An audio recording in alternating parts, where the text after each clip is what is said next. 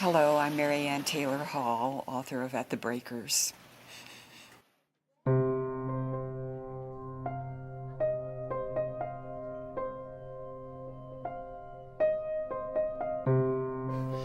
The main character in At the Breakers is a 42-year-old woman named Jo Sinclair,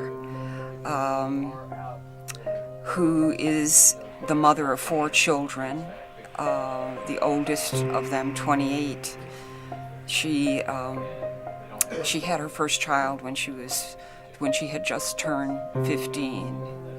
She was pregnant as a result of her first sexual encounter. She went on to have 3 failed marriages. Her life, in other words, is in a sort of chaos when we find her for the first time.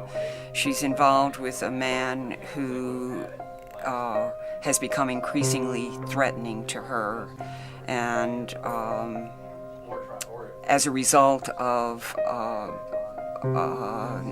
violent sexual situation with him, she loses herself she lives in New Brunswick, New Jersey, but she goes to the shore and just happens to find a job painting rooms in an old hotel.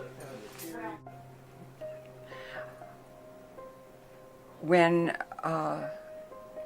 Jo convinces the owner of the hotel called the Breakers, not the Breakers of Newport or of wherever it is, Miami Beach, to hire her to paint the rooms.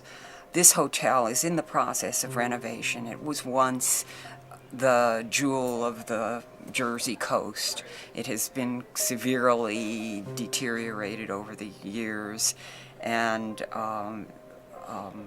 the owner of the hotel has taken a flyer and bought it and intends to renovate it. And it becomes a kind of, it's a place that in my own mind has a kind of curative power. It's an old rambling hotel. It is of many rooms, a sort of Victorian architecture. And she's very grateful to have this place. It has a few permanent residents in it when she moves into it, and a cast of characters that moves through it. Eventually, 2 of her daughters are there with her in the hotel, as well as her youngest child, a son, who's just 13. It's a place where she's allowed to, for the first time in her life, really, to consolidate her sense of herself and to contemplate for the first time since she was 14 years old the possibility that she can actually do what she was put on earth to do. Oh, one of the cardinal rules of writing a novel is never write about a writer.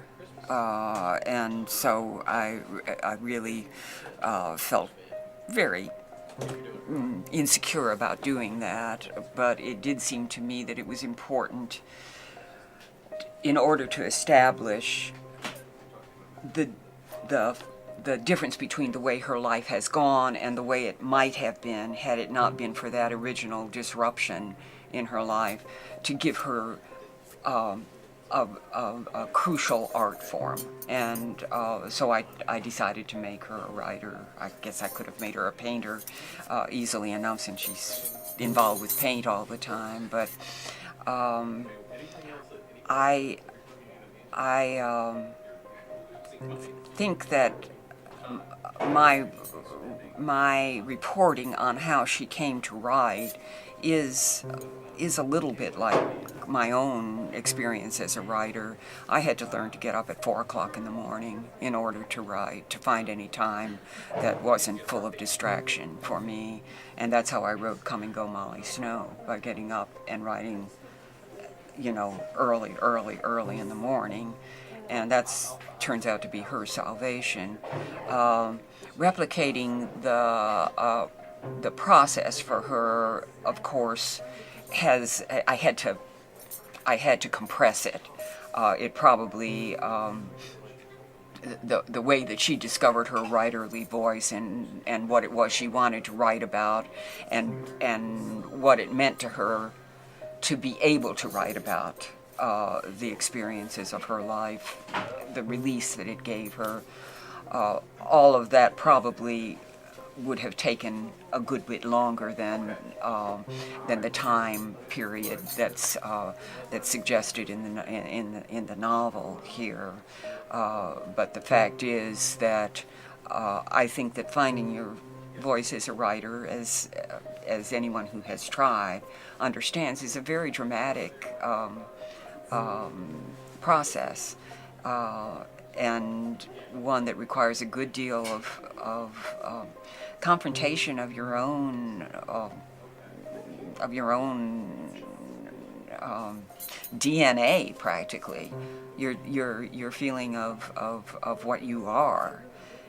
Finding your voice is like finding yourself, and I wanted that to be I wanted it to be taken seriously by the reader, that this was an endeavor that was important and dramatic for her. So, in that sense, the replication of her creeping up on and then getting involved in her own material was a little like my own process. For Jo, her luck breaks her way. We hope that she's going to have a chance for that kind of a life. We don't, it's not clear at the end of the book how her life is going to go, but she has a chance, and her children have a chance, and I consider it a tentative happy ending.